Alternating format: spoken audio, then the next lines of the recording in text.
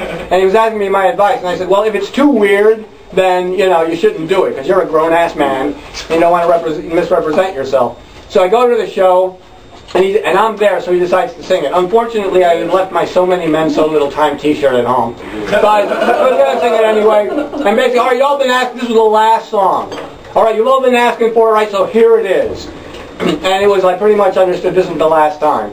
You know, the way he was putting it. So they're singing it, and the chant comes, bring it on home, boys! And all these skins are going, fag bashing in the USA! And I like moved into it. I was like in the middle, because I just wanted to be surrounded by it. I just wanted to have it all around me. And it's, fag bashing in the USA! Fag bashing in the USA! And I felt nothing. I felt nothing. You know, I did not feel intimidated. I didn't feel anything. Nothing. I felt nothing. And then I turn around, and this short, sweaty skinhead walks up to me with a big smile on his face and gives me a hug. And that was pretty good. Like pats on the shoulder, like, you know, it's all in good fun. So that's basically, you know, that was the situation. So they were playing.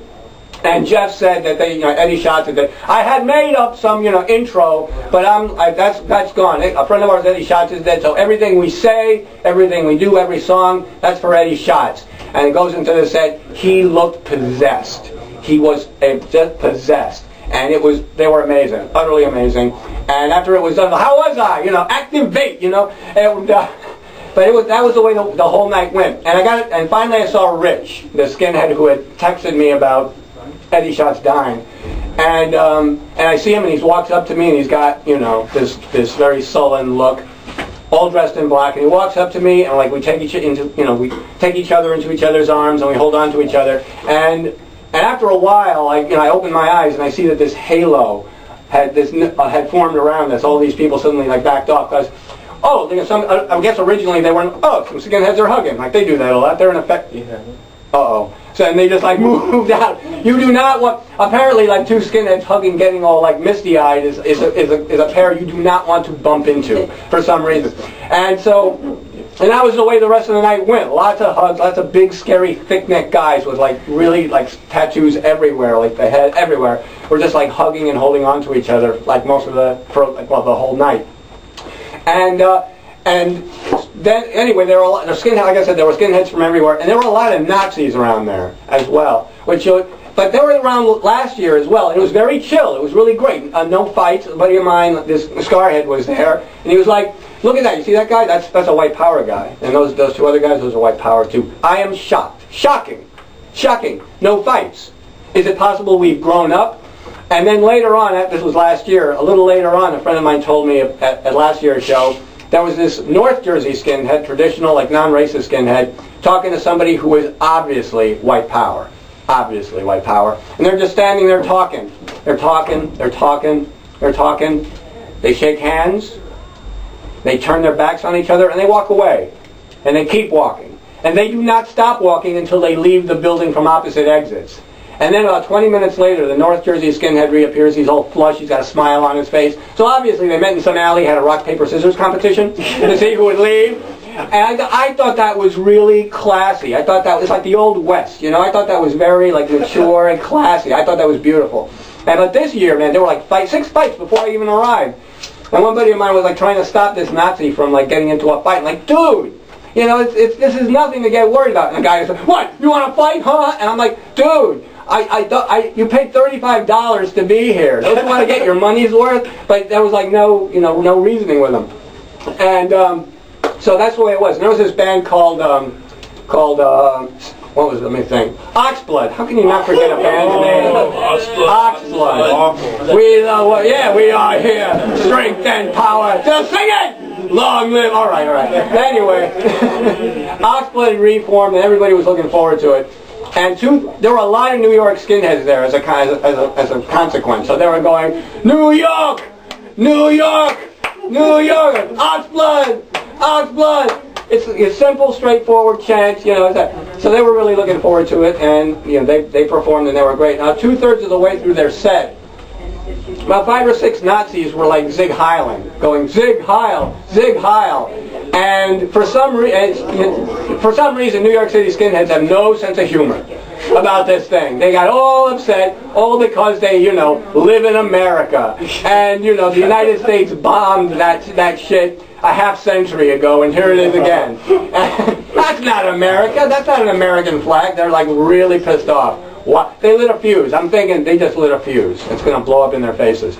And this one skinhead going, real skinheads! Real skinheads! Right? They were just like so pissed off. And then a little later on, another fight broke out. And this was before the Foreskins were to go on. That was like the big headline event. The Foreskins. Legendary. They are and they are amazing. They are great. Gangsters. Yeah! Oh, dang it! All right. Anyway, they were supposed to play, and then just before they went on, a fight broke out. And I thought, okay, another fight. Like 30 seconds, a minute. It went on 2 minutes, 3, and I'm like, well, this is going out of control. Now, the Nazis were outnumbered about 20 to 30 to 1 against. There were still a lot of them, like 50, but they were like way outnumbered. And so, being proud, courageous, you know, indomitable Aryan warriors, they acted like pussies and grabbed this garbage can full of beer bottles and just started throwing it. Because apparently, the manly way to get into a fight is to get your opponent as far away as possible. So, who knew? Who knew? Like, the Spartans were wrong. Apparently, you know, face-to-face combat. For faggots. Apparently so. And no, whoa, wait, just when two guys have sex, because there was a lot of same-sex stuff going on in Sparta, two guys having sex is not gay, as long as they both know it's wrong. So anyway, the thing is going out of control, and at one point, I'm thinking, you know, it's just going, what? Bottles are flying everywhere. I'm trying, like, not to get hit by a bottle.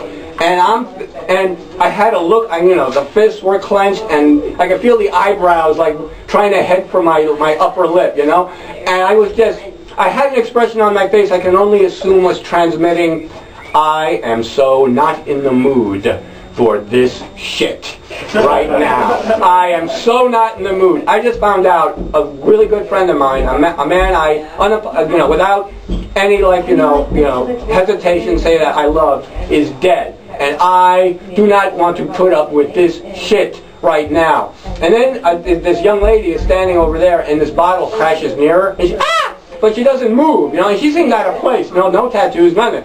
So, but she didn't move, and so I stepped. She was just like a yard away. So I step up, and I like, kind of like turn her around, and I kind of just like, you know, scoot, push her away, and then this bottle comes crashing next to me, and the blood just rushed up into my head again. I turn around, and I see one of these Nazis across the room. He was wearing a blue jacket, right, and he seemed to be separated from the pack. And I'm thinking, I can haul ass right now across that no man's land, just like slam into him, like elbow in the throat, just pop him a few times, and I'm thinking, no wait, I need backup. And I turn and I look at these other skinheads, they're kind of distracted, they're kind of busy. And then I think, wait a minute, Pedro, you are going to be 49 years old next week. You are not getting paid to do this. This is not your fucking job. There is no Christmas bonus at the end of the year. Where is the security? Where is the security? And at that moment, I hear Craig downtown, the guy who organized this, going, where's the fucking security? What am I paying you people for? And 47 seconds later, all right, you hear me say 47? All right, no, Pedro, come on, 47, you mean like 30, 45, 50? No. When you're in a situation like this, time slows down. Everything is like, you know, everything slows down. There's a book called Among the Thugs, and this guy writes about being in a soccer riot, a football riot in England.